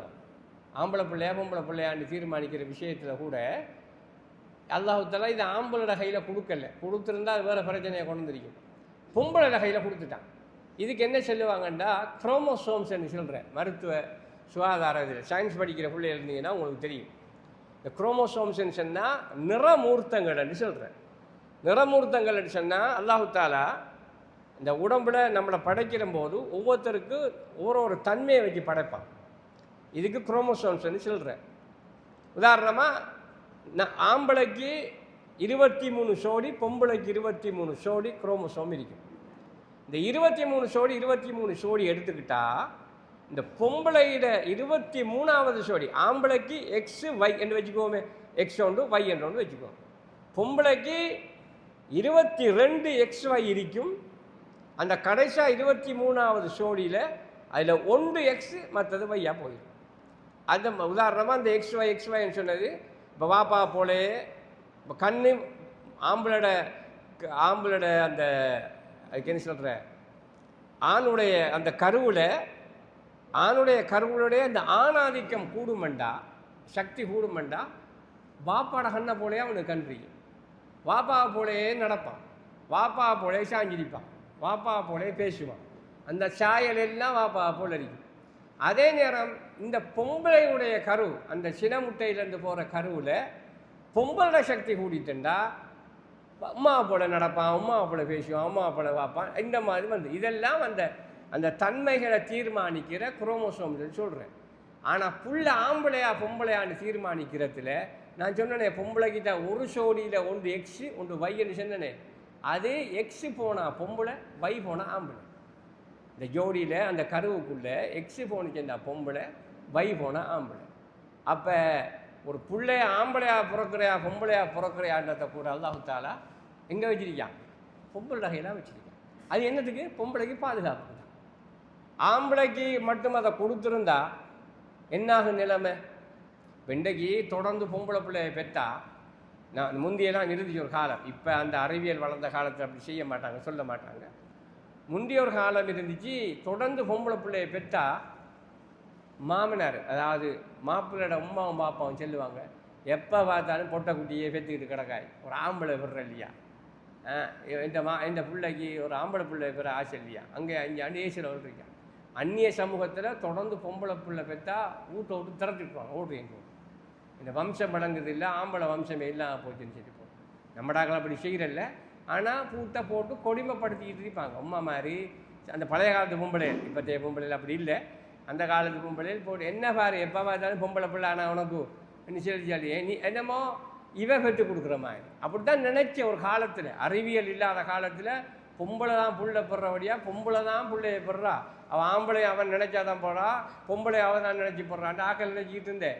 ஆனால் அறிவியல் விளங்கப்படுத்தினது பிறகு இவர கருவில் இருந்து வெறுமனே ஆம்பளைக்கும் பொம்பளைக்கும் பொதுவானது தான் போகும். ஆம்பளைக்கிட்ட தான் நான் மாறி சொல்லிட்டேன், ஆம்பளைக்கிட்ட தான் பொம்பளை தீர்மானிக்கிறது வருது, பொம்பளை ஆம்பளையானு தீர்மானிக்கிறது. அப்போ ஒரு பொம்பளையை குத்தம் சொல்லும்போது, நானே என்ன பிள்ளை பெற்ற பொம்பளை பிள்ளை, உண்ட மகன் தான் எனக்கு பொம்பளை கருவை தந்த, உண்ட மகனுக்கிட்ட இருந்தால் எனக்கு பொம்பளை கரு வந்த, உண்ட மகனுக்கிட்ட இருந்தால் எனக்கு ஆம்பளை கரு வந்த. தீர்மானிக்கிற சக்தி நான் இல்லை, உண்ட மாப்பிள்ளை தான் தீர்மானிக்கிறேன், உண்ட மகன் தான் தீர்மானிக்கிறேன். அதாவது பெண்ணுடைய 23 ஜோடியும் அப்படியே ஒரே மாதிரி இருக்கும். ஆணுடைய 23 ஜோடியில் நான் நேரத்தில் மாற்றி சொல்லிட்டேன், ஆணுடைய 23 ஜோடியில் 22 ஒரே மாதிரி இருக்கும். அந்த ஒரு ஜோடி தான் 2ஆக பிரியுது. அதில் ஒன்று ஆணா, மற்றது பெண்ணாண்டு தீர்மானிக்கிறதா. அப்போ ஆணை தீர்மானிக்கிற சக்தி யாருக்கு தெரியுது? மாப்பிள்ளைக்கு தெரியுது. பெண்ணை தீர்மானிக்கிற சக்தி மாப்பிள்ளைக்கு தெரியுது. இதுலேயும் பொம்பளை அல்லாஹ் தஆலா பாதுகாத்திருக்கான். என்ன வந்தாலும் அவர கரையில் போகிற கதை. அப்போ இதுலையும் அல்லாஹ் தஆலா ஆம்பளை பெறையா பொம்பளை பெறையான்னு தீர்மானிக்கிற சக்தி ஆம்பளைகிட்ட கொடுத்திருக்கிறான் இயல்புலையே. அப்போ இந்த அறிவியலும் நமக்கு பெண்களை நிர்வாகம் செய்கிறதுக்கு, குடும்ப நிர்வாகம் செய்கிறதுக்கு ஆம்பளை தான் தகுதி உள்ள ஆக்கள் என்ற விஷயத்தை இன்றைக்கி நமக்கு வழங்கப்படுத்துது. அப்போ சகோதரிகளே, இப்போ இதை நான் 2 விஷயங்களை சொல்லியிருக்கிறேன். குடும்ப நிர்வாகம் பண்ணுற விஷயத்தில் ஒன்று, குர்ஆன் சொல்லக்கூடியது, முதல்ல நாங்கள் ஆம்பளையை தான் படைத்தோம், அதுக்கு பிறகு தான் பொம்பளையை படைத்தோம். அது எங்கேருந்து படைத்தேன்? அந்த ஆம்பளைகிட்ட இருந்து தான் உங்களை படைத்தேன். ஆதமில் இருந்து தான் ஹவ்வாவை படைத்தேன். அதுதான் அல்லாஹ் சொல்கிறான். அப்போ அந்த ஆம்பளையோட ஃபாலோவர் தான் நீங்கள், பின்பற்றுறால் தான் நீங்கள் என்றது சொல்லி. 2வது சிறப்பு என்ன? ஆம்பளைக்கு நீங்கள் உங்களோட புருஷமாக இருக்குது, உங்களோட வாப்பமாக இருக்குது, நீங்கள் கட்டுப்படணும் பண்ணுறதுக்கு என்ன காரணம்டா? அவங்க சம்பாதிக்கிறாங்க, செலவழிக்கிறாங்க, உங்களுக்கு செலவழித்து சம்பாதிக்கிறாங்க, செலவழிக்கிறாங்க. உங்களுக்கு செலவு விஷயத்தை மார்க்கம் சொல்லலை, அதுக்காக நீங்கள் கட்டுப்படணும். இது அறிவியல் மார்க்க ரீதியாக சொல்கிற காரணங்கள். அறிவியல் ரீதியாக நான் சொன்ன காரணங்கள் இந்த இவ்வளோ விஷயம் எல்லாமே பொம்பளைகளுக்கு விட ஆம்பளைகளை தான் அல்லாஹ் தஆலா மேம்படுத்தி மேம்படுத்தி மேம்படுத்தி படைச்சிருக்கா. என்னத்துக்கு? இந்த உலகம் சந்தோஷமாக இயங்குறதுக்கு. ஆனால் இன்றைக்கு பொம்பளைகள் இல்லாமல் உலகம் இல்லை. நல்லா விளையக்கணும். பொம்பளைகளை ஒதுக்கிட்டு, பொம்பளைகளை விலக்கி வச்சுட்டு, பொம்பளைகளை தடுத்துட்டு, கேவலப்படுத்திட்டு உலகத்தில் எந்த ஆம்பளையும் நிம்மதியாக இருக்கலாம், வாழையலாம், சந்தோஷமாக இருக்கலாம் உலகத்தில். அப்போ உலகம் இன்றைக்கு இயங்குறதுக்கு காரணமே பொம்பளைகள். பொம்பளை இல்லைண்டா நான் ஆரம்பத்தில் சொன்ன மாதிரி ஒரு ஆம்பளை அவன் தன்னை முகத்தை அலங்கரிக்கவும் மாட்டான், முடி வாரையும் மாட்டான், நல்ல உடுப்பு போடையும் மாட்டான், நல்ல சாப்பாடு சாப்பிடையும் மாட்டான். எல்லாம் பொம்பளையை காட்டுறதுக்காக தான் எல்லாம் செய்கிறேன். பொடியமாராகட்டும் எல்லாம் செய்யறேன், இப்படி தான் செய்கிறேன். ஆனால் பெண்கள்கிட்ட அந்த தன்மை இல்லை. ஆணை கவர்றதுக்காக வேண்டி பெண்கள் தெருவழியை திரிகிறது இல்லை. ஆம்பளை தான் பொம்பளைக்கு நான் தெரிவாங்க. ஓமா இல்லையா? ஏனெண்டா இந்த உலகம் நிம்மதியாக சந்தோஷமாக வாழணுமாக இருந்தால் பெண்கள் என்ற ஒரு படைப்பு உலகத்தில் இல்லைண்டா வாழையில உலகம் இயங்க. அதுக்காக உங்களை சிறந்தா படைச்சி உங்களை பாதுகாக்கிறதுக்காகத்தான் பெண்களுக்கு நிர்வாகத்துக்கு ஆம்பளை கையில் கொடுத்துருக்கீங்க. எல்லோரும் நீங்கள் நினைச்சமா போங்க வாங்கன்னு போனீங்கன்னா பிரச்சனையாக போய் எந்த அளவுக்கு மார்க்கம் பாருங்கள். தங்கத்தை ஆம்பளைகளுக்கு மார்க்க ஹராமாக்கி ஓமா இல்லையா? பொம்பளைகளுக்கு தங்கத்தை ஹலாலாக்கி என்று பல காரணம். அதுக்கு ஏன் காரணங்கள் மார்க்கம் செல்லலை. பல காரணங்கள் இன்றைய விஞ்ஞானம் அறிவியல் ரீதியாக சொல்கிறாங்க. பொம்பளைகள் உள்ளுக்குள்ள இருக்கிறார்கள். பொம்பளைகள் உள்ளுக்கு இருக்கிறார்கள். அவங்க எவ்வளோ நகையை போட்டுட்டு வீட்டுக்கு இருக்கலாம், பாதுகாப்பாக இருப்பாங்க. ஆம்பளைகள் பொம்பளை போடுற மாதிரி நகையை போட்டுட்டு ரோட்டில் போனான்னா என்ன, ராவையில் கழுத்தரத்து போட்டு நகை எடுத்துகிட்டு போயிடுவாங்க. ராவையில் 2 மணிக்கெல்லாம் ஆம்பளைகள் பஸ்ஸில் வந்து இறங்குவாங்க. ஒரு அரைப்பவுன் மோதுறதுக்கு கூட கழுத்தரத்து போட்டுருவாங்க. ஓமா இல்லையா? அப்போ ஆம்பளையில் உயிர் பாதுகாப்புக்காக தங்கம் போடாதுன்னு சொல்லி இன்னொரு காரணம் சொல்கிறாங்க. உடம்புல அந்த தங்கத்துடைய தன்மை எப்படி என்றால் சீக்கிரமாக குளிர்ச்சி அடையக்கூடிய உலோகமாக. உதாரணமாக நாம் நெருப்பை ஒரு இரும்பை சூடு காட்டி போட்டோம்னா தண்ணிக்குள்ளே வெளியே எடுத்தாலும் சுடும். ஒரு தங்கத்தை நெருப்பில் காய்ச்சி போட்டு தண்ணியை தான் சும்மா ஐஸ் கட்டி மாதிரி டக்குன்னு வெப்பத்தை கடத்திடும். ஆம்பளையாள்ற உடம்பு வெப்பம் குறைஞ்சது, பெண்கள உடம்பு வெப்பம் கூட.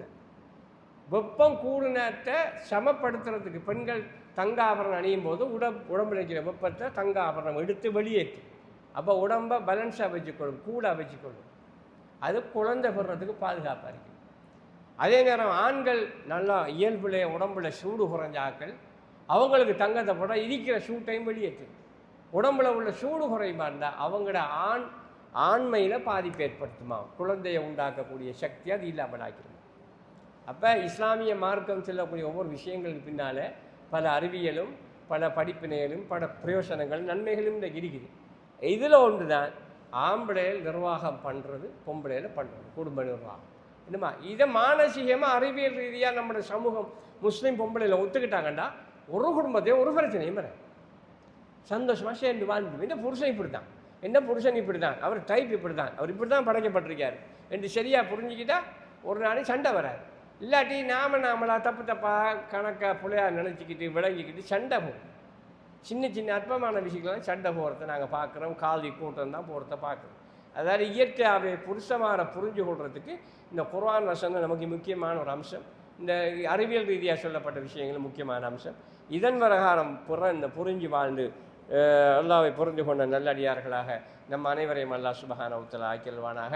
வாஹிரு தஅவானா அல்ஹம்துலில்லாஹி ரப்பில் ஆலமீன். வஸ்ஸலாமு அலைக்கும் வரஹ்மத்துல்லாஹி வபரகாத்துஹு.